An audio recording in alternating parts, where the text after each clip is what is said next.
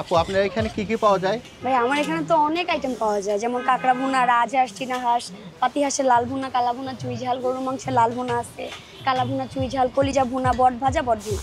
আপু আপনি তো এইগুলা সবাইকে খাওয়ান, জি আপনি ভাইয়া। কি নিজে এখান থেকে কখনো খান? তো অবশ্যই আমি সবগুলো আইটেম তো আগে চেক করবো, রান্নার পর তো আগে টেস্ট করতে হয় যে খাবারটা ঠিক আছে কিনা, তারপর না হচ্ছে কাস্টমারকে খাওয়াবো।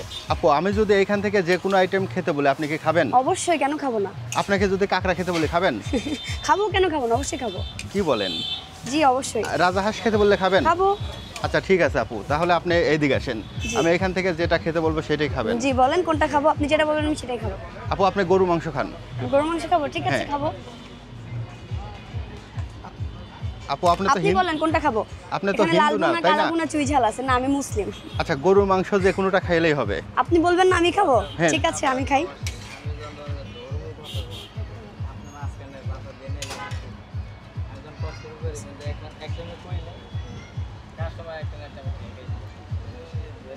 টেস্ট আলহামদুলিল্লাহ।